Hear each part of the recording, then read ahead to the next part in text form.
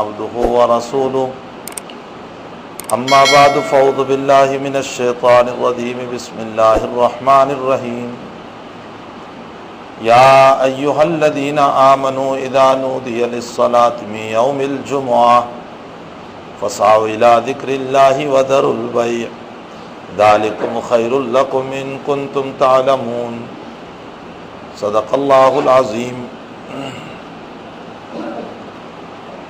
بزرگان محترم، جمعہ کا دن اور جمعہ کی نماز انتہائی قیمتی دین ہے اور انتہائی قیمتی نماز ہے۔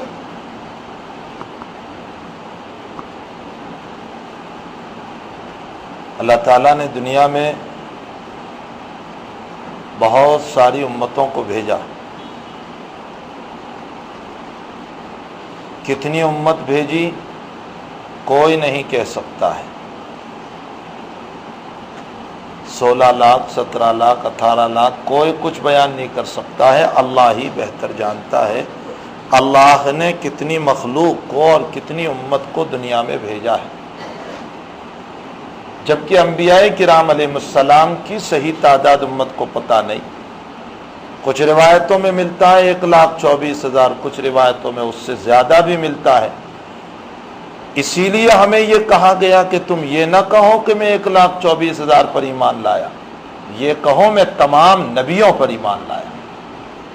1,24,000 میں ممکن ہے زیادہ نبی ہو تو ان نبیوں کا انکار ہو جائے گا، اس لیے عدد کے اعتبار سے نہ کہو، یہ کہو اللہ کے سارے نبیوں پر ہمارا ایمان ہے۔ تو بہت ساری امتیں دنیا میں آئی، ان تمام امتوں میں سب سے بڑی 3 امتیں، ایک بنی اسرائیل جس کو یہود اور جوئس سے تعبیر کیا جاتا ہے، ایک نصارہ اور تیسرے مسلمان۔ یہ 3 امتیں سب سے بڑی امت ہیں۔ حق تعالیٰ نے یہود کو بھی ایک کتاب عطا فرمائی، تورات، اور دوسرے نمبر پر زبور۔ زبور بھی انہی کی کتاب ہے، اگرچہ داؤد علیہ السلام پر اتری ہے لیکن مسائل وہی تورات کے تھے۔ عیسائیوں پر انجیل کو نازل فرمایا اور مسلمانوں کے لیے قرآن کریم کو نازل فرمایا۔ تو سب سے بڑی کتابیں انہی 3 امتوں پر آئی۔ جب یہود کا وجود ہوا دنیا میں تو اللہ نے فرمایا کہ تم ہفتے میں میری عبادت کے لیے ایک دن کا انتخاب کرو، جس دن تم میری عبادت کرو گے۔ ان لوگوں نے انتخاب کر کے جس دن کو کہا وہ سنیچر کا دن، انہوں نے کہا ہم سنیچر کے دن کا انتخاب کرتے ہیں۔ اللہ نے فرمایا تمہارے رب کے وہاں یہ دن مقرر نہیں ہے، لیکن تم کہہ رہے ہو تو ہمیں منظور ہے، البتہ اب تمہارے انتخاب کے مطابق سنیچر کا دن تمہاری عبادت کا دن ہوا۔ جمعہ کے غروب سے لے کر سنیچر کے غروب تک پورے 24 گھنٹے سوائے میری عبادت کے کوئی کام نہیں کر سکتے۔ یہی وجہ ہے کہ آج بھی ان کے وہاں سنیچر کے دن دکان کھولنا ممنوع ہے۔ اور پھر اس یہودیوں نے اس بات میں شرارت کی، اللہ کے حکم کو توڑا اور سمندر کی مچھلیوں کو ہیلے اور بہانے سے پکڑنا شروع کیا۔ تو قرآن گواہ ہے، اللہ کہتا ہے میں نے مقرر کیا تھا اس دن کو، تم نے کہا تھا کہ ہم اس دن میں عبادت کریں گے، ہم نے کہا تھا 24 گھنٹے اپنا کام نہیں کر سکتے ہو، تم نے اپنا کام کیا۔ حق تعالی شانہ نے کونوا قردۃ خاسئین، ان کو ذلیل بندر بنا دیے۔ یہ توہین کی بنیاد پر ہوا۔ عیسائیت کا دور آیا، اللہ نے ان سے بھی کہا کہ ایک دن کا انتخاب کرو۔ ان لوگوں نے جس دن کا انتخاب کیا وہ اتوار کا دن تھا. آج بھی ان کے وہاں اتوار ہے، سنڈے ہے، اگرچہ ہمارا مسلمان بھی اب اس کو پسند کرنے لگا. یہ ان کا انتخاب کردہ دن. اللہ نے فرمایا تمہارے رب نے اس دن کو مقرر نہیں کیا تھا، لیکن تم کہہ رہے ہو تو مجھے منظور ہے. اب سنیچر کے غروب سے لے کر مغرب کی غروب تک سوائے میری عبادت کے کوئی کام نہیں کر سکتے. یہ ان کے لیے پورے 24 گھنٹے. مذہب اسلام آیا، اللہ نے اس امت سے بھی کہا ایک دن مقرر کرو اپنا ہفتے کا جس میں تم ہماری عبادت کرو گے. محمد رسول اللہ صلی اللہ علیہ وسلم نے جس دن کا انتخاب فرمایا وہ جمعہ کا دن تھا. اللہ نے فرمایا تیرے مولا کو بھی یہی دن پسند تھا. معلوم یہ ہوتا ہے کہ جمعہ کا انتخاب اللہ کا مقرر کردہ ہے، اللہ کا پسند کردہ دن ہے. اب ہم اللہ سے سوال کرتے ہیں کہ باری تعالیٰ تو نے اگلی امتوں کے پاس 24 گھنٹے مانگے تھے. یہودیوں سے کہا کہ 24 گھنٹے ہماری عبادت، عیسائیوں سے کہا کہ 24 گھنٹے ہماری عبادت، تو ہم سے کتنا مانگ رہا ہے؟ ہم سے بھی 24 گھنٹوں کا تو مطالبہ کر رہا ہے. اللہ نے فرمایا تم میرے لاڈلے نبی کی امت ہو، تم بالکل اخیر میں آئے ہو، تم پر مجھے اعتماد ہے، تم میرے نبی کے دین کو لے کر چلنے والے ہو، اور تم بڑھاپے میں آئے ہو، اور بوڑھوں کو کام کم دیا جاتا ہے، شاباشی زیادہ دی جاتی ہے. بوڑھوں کو کام کم دیا جاتا ہے، شاباشی زیادہ دی جاتی ہے. کام تو بہت کم دیا گیا ہمیں. اللہ کے حبیب فرماتے ہیں دین یہودیت میں کسی کو قتل کرنے پر قصاص ہی قصاص تھا، دیت نام کی کوئی چیز نہیں. دین عیسائیت میں اللہ نے دیت ہی دیت رکھی، قصاص نام کی کوئی چیز نہیں. اس امت کو یوں کہہ دیا تم چاہو تو قصاص لے لو، چاہے دیت لے لو، فمن عفی لہ معاف کر دو تو بہتر ہوگا. تینوں راستے اس کو دے دیے. اس امت کے لیے اتنے راستے کھولے اللہ نے، اتنے راستے کھولے. تم میرے لاڈلے نبی کی امت ہو، بڑھاپے میں تم آئے، اس لیے کام کم شاباشی زیادہ. اگلی امتوں سے متعلق آتا ہے نبی کریم صلی اللہ علیہ وسلم نے فرمایا ان کا کپڑا ناپاک ہوتا تھا. بخاری شریف کی روایت ہے اتنا کپڑا کاتنا ضروری تھا. ہمارے لیے کاتنے کو نہیں فرمایا، فرمایا دھو ڈالو اسی سے پاک ہو جائے گا. بلکہ چپل پہ ناپاکی رکھ گئے، فرمایا زمین پہ رگڑ ڈالو اس سے بھی میں پاکی سمجھ لوں گا. اتنے مسائل اس امت کے لیے کھولے. میرے نبی علیہ السلام ارشاد فرماتے ہیں اگلی امتوں کی نماز مسجد کے بغیر نہیں ہوتی تھی. فرمایا جعلت لی الارض مسجدا وطہورا، اللہ نے میرے لیے پوری زمین کو مسجد بنا دی. فرمایا جہاں نماز پڑھو میں قبول کر لوں گا. یہ اس امت کی خصوصیت ہے. یہ پلین میں نماز پڑھے تو بھی قبول، یہ ٹرین میں نماز پڑھے تو بھی قبول، یہ پلیٹ فارم پہ نماز پڑھے تو بھی قبول. ارے یہ گندگیوں کی جگہ پر نماز پڑھے، صرف سجدہ اور گھٹنے اور پاؤں کی جگہ پاک ہے، باقی ساری ناپاک ہیں اور اس کے علاوہ کوئی جگہ پاکی کی نہیں ہے. فرمایا اسی پر پڑھ لینا میں اسے بھی قبول کر لوں گا. اتنی سہولت اس امت کو عطا فرمائی، اتنی سہولت. اپنا کمال نہ سمجھیو، ہمارا کمال نہیں ہے، یہ کمال ہے عبداللہ کے بیٹے محمد الرسول اللہ صلی اللہ علیہ وسلم کا. ہاں اپنے اوپر نہ لیجیو کہ ہم کوئی باکمال ہیں اس لیے یہ سب ہو گیا، ہرگز نہیں. ایک سفر کا واقعہ ہے. اللہ کے حبیب پاک صلی اللہ علیہ وسلم واپس تشریف لا رہے تھے، رات کا وقت تھا، قیام کر لیا، صبح چلنے کا حکم دیا تو لادلی بیوی کہہ رہی ہے ہار گم ہو گیا میرا. حضرت عائشہ رضی اللہ تعالیٰ عنہ سفر میں ساتھ تھی. فرمایا میرا ہار گم ہو گیا. اللہ کے نبی نے فرمایا اچھا تلاش کرو. اب تلاش کرنے میں وقت نکلا جا رہا ہے، پانی کا نظام نہیں ہے، وضو کیسے کریں, نماز کیسے پڑھیں. آگے چلیں گے تو پانی ملے گا, فجر کی نماز پڑھیں گے, کیا کریں. صحابہ کرام صدیق اکبر کو برا بھلا کہنے لگے, تیری بیٹی کی وجہ سے مسئلہ ہے سارا. صدیق کو غصہ آیا. بخاری شریف کی روایت ہے, جہاں حضور پاک صلی اللہ علیہ وسلم کا خیمہ تھا وہیں حضرت عائشہ تھی. فرمایا حضرت عائشہ نے کہ اللہ کے حبیب اپنا سر مبارک میری ران پر رکھ کر سوئے ہوئے تھے, اور ابا جی آئے غصے میں اور آہستہ آہستہ دانتنے لگے. حضور کی آنکھ نہ کھلے اس لیے بہت سخت مجھے کہنے لگے, اور رہا نہیں گیا بولتے بولتے. جب بولتے بولتے غصہ بہت آتا ہے نا تو ہاتھ اٹھ جاتا ہے. فرمایا ابا جی سے رہا نہیں گیا تو مجھے یہاں چودیا دینا شروع کیا. زور سے مارتے تو آواز ہو جاتی, یہاں دبانا شروع کیا. فرمایا اتنے زور سے ابا جی دبا رہے تھے, لیکن میں اس لیے نہیں ہل رہی تھی کہ میرے نبی کی آنکھ نہ کھل جائے, اس لیے میں بیٹھی ہوئی تھی. نبی کی آنکھ کھل ہی گئی. اللہ کے نبی بیٹھے. فرمایا صدیق کیا بات ہے, کیا ہوا.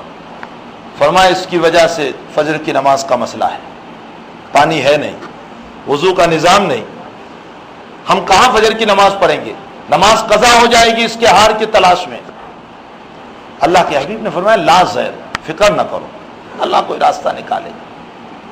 اتنے میں وحی کے آثار شروع ہوئے. آقا صلی اللہ علیہ وسلم وہی چادر اوڑھ کر لیٹ گئے. تھوڑی دیر کے بعد بیٹھے ہیں, وہی ختم ہوئی, ہنستے ہوئے مسکراتے ہوئے بیٹھے اور فرمایا صدیق تیری بیٹی کی وجہ سے اللہ نے میری پوری امت کا مسئلہ حل کر دیا. فرمایا اللہ کے حبیب کیا مسئلہ اتارا. فرمایا ابھی ابھی اللہ نے آیت اتاری, فَإِن لَّمْ تَجِدُوا مَاءً فَتَيَمَّمُوا صَعِيدًا طَيِّبًا فَامْسَحُوا بِوُجُوهِكُمْ وَأَيْدِيكُمْ. فرمایا اگر تمہیں کہیں پانی نہ ملے تو اس صورت میں زمین پر 2 ہاتھ مار کر تیمم کر لینا, میں تمہاری تیمم والی نماز بھی قبول کر لوں گا. یہ عائشہ کے رونے کے اوپر ہمیں ملا ہے. یہ تیمم کا مسئلہ عائشہ کے رونے پر ملا. اللہ کے حبیب نے اسی طرح نماز پڑھائی, تیمم کر کے نماز پڑھو. نماز پڑھ لی, اپنی اپنی سواریاں اٹھانے لگے تو وہیں قریب میں اونٹنی کو اٹھایا تو ہار تو وہیں پڑا ہوا تھا, بالکل قریب میں پڑا ہوا تھا. محدثین فرماتے ہیں کہ اللہ چاہتا تو یہ بھی تو وہی اتار سکتا تھا, اونٹنی اٹھاؤ وہاں مل جائے گا ہار اور جلدی چلو آگے. لیکن اللہ کو اس امت کو نوازنا تھا, اس لیے تھوڑے سے ہار کا مسئلہ بن گیا اور قیامت تک کے لیے ہمارا مسئلہ آسان ہو گیا. اس امت کو بہت ملا ہے, لیکن یہ سب صدقہ ہے محمد الرسول اللہ صلی اللہ علیہ وسلم کا. میرے بھائیوں, اللہ کا حبیب بہت پیارا, اللہ کو بہت پیارا ہے, بہت پیارا ہے. ہمارے حضرت شیخ رحمۃ اللہ علیہ حضرت مولانا محمد زکریا صاحب کاندلوی ثم المحاضر المدنی اکثر فرمایا کرتے تھے, یہ نبی جتنا پیارا ہے اس کی ادائیں بھی اتنی ہی پیاری ہے. یہ نبی جتنا پیارا ہے اس کی ادائیں بھی اتنی ہی پیاری ہے. فرمایا نبی سے تو محبت کرتے ہو, ان کی اداؤں سے محبت نہیں ہے. نبی سے محبت کرتے ہو, ان کی اداؤں سے محبت نہیں ہے. فرمایا اگر نبی سے محبت ہے تو نبی کی اداؤں سے بھی محبت ہونی چاہیے. تو میں یہ کہہ رہا تھا کہ حق تعالی شانہ سے ہم پوچھتے ہیں, اے اللہ تو نے اگلی امتوں کو 24 گھنٹے مانگے تھے, ہم سے کتنا مانگتا ہے. جمعہ کا دن تو نے دے دیا, کتنا مانگ رہا ہے. اللہ کہتا ہے تم بہت ضعف میں آئے ہو, تم بڑھاپے میں آئے ہو. سب سے پہلے ساری دنیا کے بڑھاپے کی ابتدا ابراہیم علیہ السلام پر ہوئی. یاد رکھیے, آدم علیہ السلام سے لے کر نوح علیہ السلام تک یہ بچپنے کا زمانہ ہے, دنیا کا بچپنا, یہ دنیا کا بچپنا ہے. اسی لیے آدم سے نوح تک کوئی خاص شرعی مسائل نہیں تھے. وہاں کیا مسئلے تھے؟ کھیتی کیسے کرو گے, بچوں کی تربیت کیسے کرو گے, بچوں کو کھانا کیسے کھلاؤ گے, یہی وہ مسائل تھے سارے. نوح علیہ السلام سے جوانی شروع ہوئی دنیا کی, اور آپ جانتے ہیں کہ جوانی پر بچہ مکلف بن جاتا ہے. اب شریعت کا مکلف بنا, اور نوح علیہ السلام کی شریعت سے اب اللہ کے باغیوں کے اوپر اللہ کے عذابات اترنے لگے. کیوں؟ اس لیے کہ مکلف ہو چکے ہیں، اور مکلف جب نہیں مانتا ہے تو اس کو سزائیں دی جاتی ہے۔ اس کے بعد جوانی چلتی رہی، حضرت ابراہیم علیہ السلام کا دور آیا تو ابراہیم پر دنیا کے بڑھاپے کی ابتدا ہوئی۔ سب سے پہلے دنیا میں جن کی داڑھی سفید ہوئی ہے وہ ابراہیم علیہ السلام ہے۔ آپ سے پہلے کسی کی داڑھی سفید نہیں ہوئی، سب سے پہلے بڑھاپے کی ابتدا ابراہیم علیہ السلام سے ہوئی، اور پھر یہ بڑھاپا چلتا رہا یہاں تک کہ ہم تو بڑھاپے کی انتہا پر آئے ہیں۔ اور جب بڑھاپے کی انتہا پر آئے تو ہمیں یہ کہا 5 نمازیں پڑھو گے نا 50 کا ثواب دوں گا تمہیں۔ جیسے ہم اپنے بچوں کو بہلا پھسلا کر کہتے ہیں نا، بیٹے اتنا کر لو گے نا تو تمہیں یہ انعام دوں گا۔ اللہ ہمیں کہہ رہا ہے اس لیے کہ بچپنا اور پچپنا دونوں برابر ہوتا ہے، بڑھاپا اور بچپنا دونوں برابر ہوتا ہے۔ ہم بڑھاپے میں آئے ہیں، گویا بچپن کا دور ہمارے اوپر ہے، تو اللہ بھی بہلا کر پھسلا کر ہمیں کہہ رہا ہے 5 پڑھو گے نا 50 کا ثواب دوں گا، جماعت کے ساتھ پڑھو گے نا 27 نمازوں کا ثواب دوں گا، اگر 30 روزے رمضان کے رکھو گے اور رمضان کے بعد 6 روزے اور رکھ لو گے نا پورے سال کے رمضان کا پورے سال کے روزوں کا ثواب دے دوں گا۔ زکوٰۃ دو گے اس طرح پر کہ دائیں ہاتھ سے دو بائیں کو پتہ نہ چلے، ایک ایک تمہارے پیسے کو میں اتنا بڑھاؤں گا کہ کھجور کا ایک دانہ احد پہاڑ کے برابر کر دوں گا۔ فرمایا اخلاص سے اگر تم حج کرو گے تو تمہیں عرفات سے ایسے واپس کروں گا کہ یومن ولدت ہو امو، جیسے تیری ماں نے تجھ کو آج جنا ہو۔ اللہ بہلا پھسلا کر ہمیں دے رہا ہے، اس لیے کہ بڑھاپے میں آئے ہیں، بڑھاپے میں کام کم شاباشی زیادہ دی جاتی ہے، بس ہمیں خوب شاباشی دی جا رہی ہے، لیکن افسوس کہ اس کم کام کے باوجود اس امت نے نبھایا نہیں، اس کم کام کے باوجود یہ امت نہیں نبھا رہی۔ کتنے فیصد ہیں جو جمعہ کے علاوہ اور نمازوں کی پابندی کرتے، کتنے فیصد ہیں کہ جو رمضان میں بالکل سرے عام کھانا کھاتے، حالانکہ بے حیائی ہے، بغاوت ہے اللہ سے، لیکن کتنے اللہ کے بندے وہ ہیں جو اللہ کی بغاوت پر اترے ہوئے ہیں، کتنے وہ لوگ ہیں کہ جو اذان ہوتی ہے اور نماز کے وقت میں مسجد کے دروازے سے گزر جاتے ہیں اور ان کو مسجد کی طرف جانے کی توفیق بھی نہیں ہوتی۔ کتنے اللہ کے بندے وہ، تھوڑا سا کام ہے وہ بھی ہم سے ادا نہیں ہو پا رہا ہے اللہ کا، تو اب اللہ سے ہم پوچھ رہے ہیں اللہ ہم سے کتنا وقت تو لے رہا ہے جمعہ کے دن؟ اللہ کہہ رہا ہے بہت تھوڑا۔ کتنا لے رہا ہے پھر بھی تو بول۔ اللہ کہہ رہا ہے اذا نودی للصلاۃ من یوم الجمعہ فاسعوا الی ذکر اللہ وذروا البیع۔ فرمایا جب جمعہ کی اذان ہو جائے تو اس صورت میں سارے کاروبار کو چھوڑ دو اور کاروبار کو چھوڑ کر ہماری طرف آ جاؤ۔ فاسعوا الی ذکر اللہ، یا ذکر اللہ سے مطلب خطبہ ہے، خطبہ کی طرف آ جاؤ۔ وذروا البیع، کاروبار کو چھوڑ دو۔ ذالکم خیر لکم ان کنتم تعلمون، بہتر ہے تمہارے لیے اگر تم اس بات کو سمجھو۔ اچھا اللہ ہم نے نماز پڑھ لی، تو نماز پڑھنے کے بعد اب کیا کریں؟ مغرب تک بیٹھے رہیں گے مسجد میں؟ اللہ کہتے ہیں نہ ایسا نہیں۔ فَإِذَا قُضِيَتِ الصَّلَاةُ فَانتَشِرُوا فِي الْأَرْضِ، اگر نبی کی زبان پر کہلواتا اللہ تو شاید ہم تعویل بھی کر لیتے کہ حدیث کا یہ مطلب ہوگا اور خبر واحد ہے اور فلاں ہے اور فلاں ہے، نہ معلوم کتنے جھمیلے اس میں داخل کر لیتے۔ اللہ سیدھا سیدھا قرآن میں حکم اتار رہا ہے فَإِذَا قُضِيَتِ الصَّلَاةُ، جب نماز پوری ہو جائے فَانتَشِرُوا فِي الْأَرْضِ، جاؤ زمین کے اندر پھیل جاؤ، وابتغوا من فضل اللہ، کاروبار میں جاؤ، کھیتیوں میں جاؤ، اپنے مکان پر چلے جاؤ۔ فانتشروا فی الارض وابتغوا من فضل اللہ، اللہ کے رزق کو تلاش کرو۔ یا تسبیح لے کر میں تمہیں بدائے نہیں رکھتا ہوں۔ کتنا وقت ہم سے مانگا اللہ نے؟ اللہ نے ہم سے اذان سے لے کر ختم نماز تک، یہ تو بیچ میں تقریر آ گئی اس لیے 1 گھنٹہ ہو جاتا ہے، ورنہ صرف اذان خطبہ اور نماز ہو تو آدھا گھنٹہ ہے نا، بہت زیادہ تو پونا گھنٹہ۔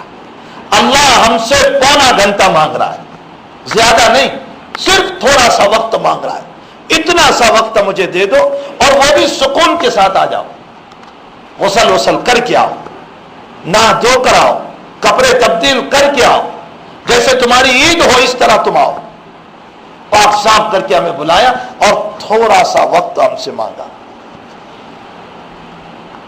اللہ نے اس امت کو حساس امت بنایا ہے۔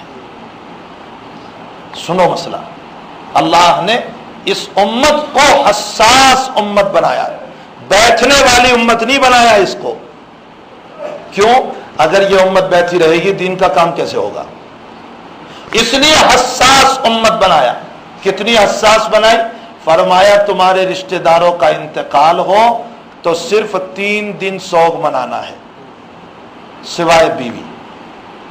بیوی کو کہا گیا شوہر کا انتقال ہو تو 4 مہینہ 10 دن. باقی سب کو یہ کہا گیا 3 دن سے زیادہ غم نہیں. اچھا ابا مر جاوے تو فرمایا 3 دن، امی مر جاوے 3 دن، بیوی مر جاوے 3 دن، اولاد مر گئی 3 دن، 3 ہی دن. اللہ فرمایا ہاں تیرے وہاں تو روزانہ مرتے رہیں گے، تو کہاں غم لے کر کے بیٹھا رہے گا، پھر کام کیسے چلے گا؟ اللہ نے اس امت کو حساس امت بنایا ہے. اگر اسی طرح ہم کو بٹھائے رکھتا تو کام کیسے ہوتا؟ فرمایا فَإِذَا قُضِيَتِ الصَّلَاةُ، جب نماز پوری ہو جائے جاؤ کاروبار میں جاؤ، کماؤ حلال. اب ہم کہتے ہیں کہ اللہ اچھا تو نے تو بہت تھوڑا وقت ہم سے مانگا. اللہ کہتا ہے میں تم سے لے رہا ہوں تو تھوڑا سا، لیکن جب دے رہا ہوں تو بہت زیادہ. کتنا زیادہ اللہ تو دے رہا ہے؟ ترمذی شریف کی روایت ہے من مات فی لیلۃ الجمعہ او فی یوم الجمعہ، فرمایا جو جمعہ کی رات میں مر جاتا ہے یا جمعہ کے دن میں مر جاتا ہے بشرطے کہ ایمان ہو، اللہ قبر کے فتنے سے اسے محفوظ کر دیتا ہے. اور قبر کا فتنہ محدثین نے لکھا ہے سوال و جواب. یعنی جو جمعرات کی رات سے، کل رات سے آج غروب تک جو بھی مرے گا شرط یہ ہے کہ ایمان ہو، اللہ اس کو قبر کے سوال جواب سے محفوظ کر دیتا ہے. جب لینے کی باری آئی تو اللہ نے بہت تھوڑا وقت لیا، اور دینے کی باری آئی تو پورے 24 گھنٹے میں نواز دیا. دیکھو اللہ کی رحمت. لیا تو پونا گھنٹہ اور دے رہا ہے رحمت، تو کتنی بڑی رحمت دے رہا ہے. 24 گھنٹے میں کوئی بھی مرے گا میں ان کو قبر کے سوال سے محفوظ کر لوں گا. ہمارے محدثین میں ایک بڑے محدث گزرے ہیں ملا علی قاری رحمت اللہ علیہ، حنفی ہے. یہ اس حدیث پر ایک سوال قائم کرتے ہیں. سوال قائم فرمایا کہ کہیں ایسا تو نہیں ہوگا کہ جمعہ کو سوال نہ کریں سنیچر کو سوال کر لیں. جمعہ کو تو چھٹی سوال کی، لیکن سنیچر کو سوال کر لیں، سنیچر کو پوچھ لیں کہ اچھا بتاؤ مر رب کا. کہیں ایسا تو نہیں ہوگا؟ ملا علی قاری رحمت اللہ علیہ فرماتے ہیں شان خدا یہ ہے کہ ایک مرتبہ جب وہ معاف کر دیتا ہے قیامت تک پکڑ نہیں کرتا ہے. یہ شان خدا قیامت تک پکڑ نہیں کرتا. اور ویسے نہیں بول رہا ہے بدھا، دلیل سے بول رہا ہے. ہمارے اکابر کا یہی تو کمال تھا کہ ہر بات دلیل سے پیش کر رہے ہیں. فرمایا حاتب ابن ابی بلتہ رضی اللہ تعالیٰ صحابی رسول ہے. فتح مکہ کا جب حضور نے ارادہ فرمایا تو چپکے سے حاتب ابن ابی بلتہ نے مکہ والوں کے نام پر ایک خفیہ چٹھی لکھ دی. اور چٹھی میں کیا لکھا؟ مکہ والوں کے نام پر یہ لکھا کہ محمد ابن عبداللہ صلی اللہ علیہ وسلم ایک لشکر جرار کو لے کر تمہاری طرف آ رہے ہیں. مکہ والوں کو اطلاع کر رہے ہیں، حالانکہ صحابی رسول ہے. فرمایا لشکر جرار کو لے کر تمہاری طرف آ رہے ہیں، اور لشکر بھی وہ ہے جو رات کے اندھیرے کی طرح مسلسل چل رہا ہے. اور پھر اخیر میں لکھا وَلَوْ جَاءَ محمد صلی اللہ علیہ وسلم وحدہ، اگر اکیلے محمد بھی آ جائے تو تمہارے لیے کافی ہو جائیں گی. خط کا مضمون یہ تھا. مکے سے ایک عورت آئی تھی مدینے، اس کو چپکے سے دے دیا اور یہ کہا کہ وہاں مکہ کے سرداروں کو دے دینا، ابو سفیان وغیرہ کو. اللہ کے نبی کو جبریل امین نے آ کر بتا دیا کہ اس طرح کا پیغام جا رہا ہے آپ کا، اور آپ کے صحابی بھیج رہے ہیں. اور اس نام کی عورت ہے، سارا اس کا نام ہے، اور روضہ خاک ایک جگہ ہے مدینہ سے باہر، وہاں وہ عورت ملے گی. اس کے پاس وہ چٹھی موجود ہے، وہاں سے لے آؤ. حضور پاک صلی اللہ علیہ وسلم نے حضرت علی رضی اللہ تعالیٰ عنہ اور مقداد ابن اسود رضی اللہ تعالیٰ ان دونوں کو روانہ کیا. فرمایا جاؤ روضہ خاک پر ایک عورت ملے گی، اس کا نام سارا ہے، اس کے پاس تمہیں چٹھی ملے وہ لے آؤ. یہ دونوں گئے، اسی جگہ پر وہ عورت ملی. اس سے کہا روکا لاؤ. اس نے کہا ماں معی کتاب, میرے پاس کوئی رقا نہیں ہے. حضرت علی نے کہا میرا نبی جھوٹ نہیں بول سکتا, تیرے پاس رقا ہے. آگے حضرت علی نے فرمایا آتنی الکتاب او لنجردنکی, چٹھی دے ورنہ کپڑے اتاروں گا, کپڑے اتار کر تلاشی کروں گا. نبی جھوٹ نہیں بول سکتا ہے, تیرے پاس موجود ہے. اس نے چوٹی کے اندر رکھ کر کے پجامے کے نیچے دبایا تھا, وہاں سے نکالا, حضرت علی کو دیا. اس میں یہی مضمون تھا. لے کر آئے نبی کریم صلی اللہ علیہ وسلم مسجد نبوی میں تشریف فرمائے. صحابہ بیٹھے ہوئے, حاتب ابن ابی بلتہ کو بلایا. اللہ کے نبی نے خط کا مضمون پڑھ کر فرمایا حاتب تم نے یہ کیوں کام کیا, ایسا کیوں میرے راز کو وہاں لکھا؟ حاتب کوئی جواب دے اس سے پہلے حضرت عمر نے فرمایا دانی یا رسول اللہ اضرب هذا المنافق, مجھے اجازت دیجیے میں اس منافق کی گردن اڑا دوں, اس نے آپ کے راز کو فاش کیا ہے. اللہ کے حبیب نے عمر کی طرف کوئی توجہ نہیں کی. حاتب سے پوچھا بتاؤ تم نے ایسا کیوں کیا؟ کائنات کا مربی صلی اللہ علیہ وسلم اپنے صحابہ کے ساتھ کیسے معاملات کر رہا ہے, کوئی جذبہ نہیں, کوئی غصہ نہیں. آقا صلی اللہ علیہ وسلم, زید ابن ارقم فرماتے ہیں میں مسجد نبوی میں آیا, نماز ہو رہی تھی, میں شریک ہوا, اللہ اکبر, اتنے میں میرے پڑوس والے کو چھینک آئی. میں نے کہا الحمدللہ, چونکہ باتیں کرنا جائز تھا تو میں نے کہا الحمدللہ. تو پڑوسی یوں گھور کر دیکھنے لگا, تو میں نے نمازی میں اس کو یوں کہا ثقلت کا امک, تیری ماں تجھ کو روئے, میں تجھ کو دعا دے رہا ہوں اور تم اس کو رو رہا ہے, گھور رہا ہے. اس نے اور گھور کر دیکھا, نماز پوری ہو گئی. اللہ کے حبیب نے فرمایا من کلم, کس نے بات کی؟ زید بن ارقم فرماتے میں گیا حضور کے پاس, یا رسول اللہ میں نے بات کی. فرمایا اپنے قریب کیا, محبت سے مجھ کو تعلیم دی.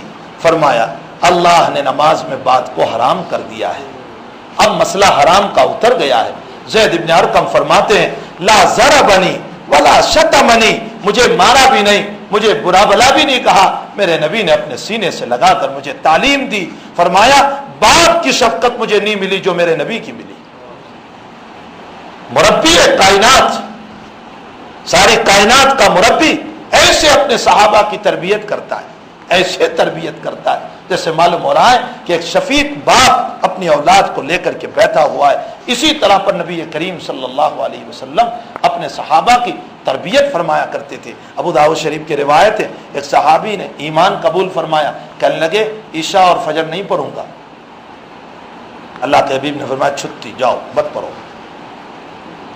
ہم جیسے ہوتے تو وہ نہ معلوم کتنے ہماری آستین ہے, مسلمان کیسا ہوا نماز پڑھنے کو منع کر رہا ہے. اللہ کے حبیب نے فرمایا اچھا جاؤ, کوئی عرض نہیں, نہ پڑھنا. کچھ دنوں کے بعد وہ آئے, فرمائے یا رسول اللہ صلی اللہ علیہ وسلم دل میں وسوسہ آتا رہتا ہے کہ سب لوگ پڑھتے ہیں, میں سویا رہتا ہوں, اچھا نہیں لگتا, اس لیے ایک دو دن تو گئی مسلسل میں آتا رہتا ہوں. فرمایا اچھی بات ہے. اب بھی اللہ کے نبی نے کچھ نہیں کہا.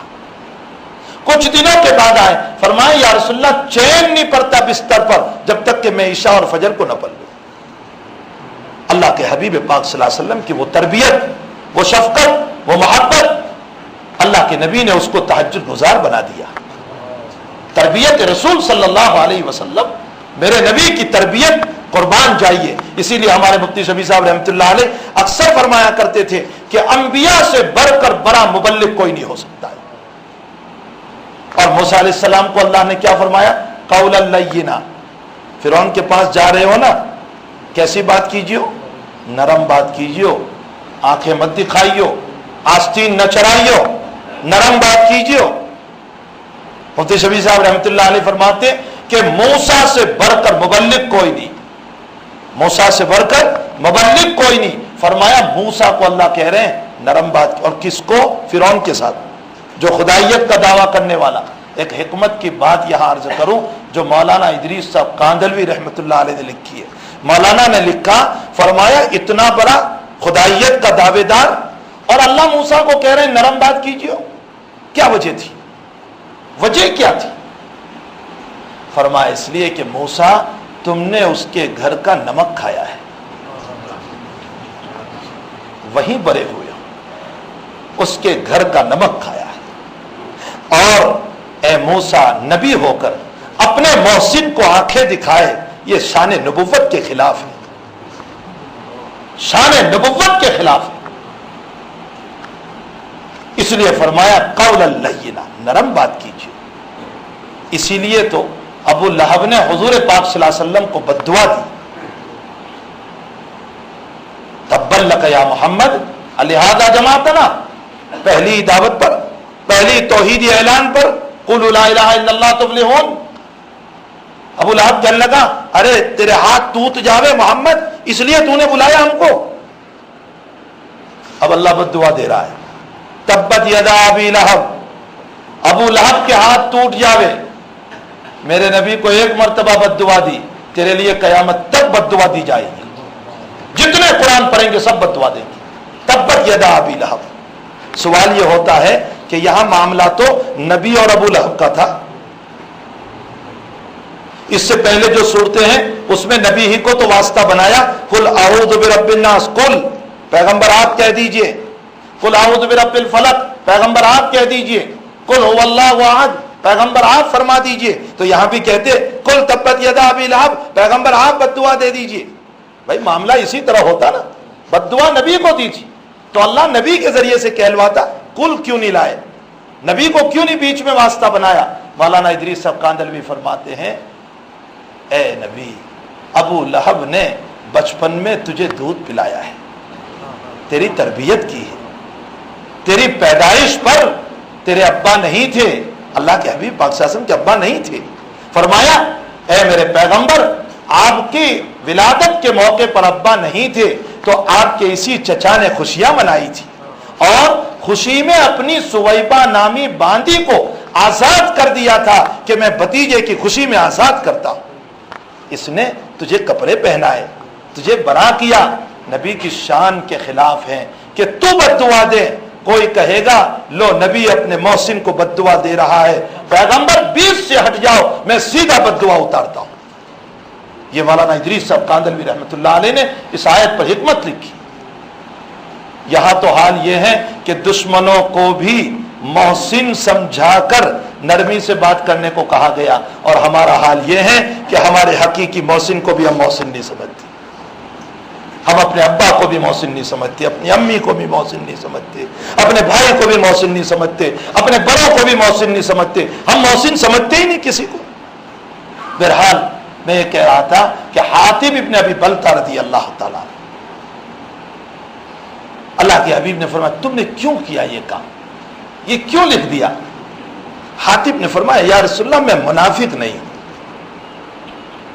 اصل میں یمن کا رہنے والا ہوں، اور یمن سے ہجرت کر کے مکے آیا تھا، اور مکے سے آپ کی ہجرت ہوئی تو میں بھی مدینے آ گیا آپ کے ساتھ، میری آل اولاد مدینے میں رہ گئی، میں مکے میں بھی پڑھایا ہوں، مدینے میں تو وہی پڑھایا، مکے میں بھی پڑھایا ہوں۔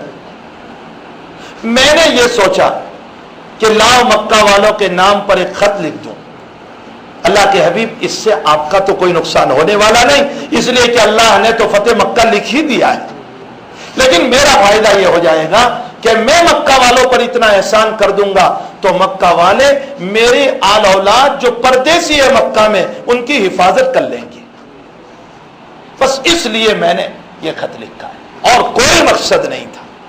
اللہ کے حبیب نے فرمایا صدقہ، حاتب نے سچ کہا، جھوٹ نہیں بول رہا ہے، بالکل سچ کہا ہے۔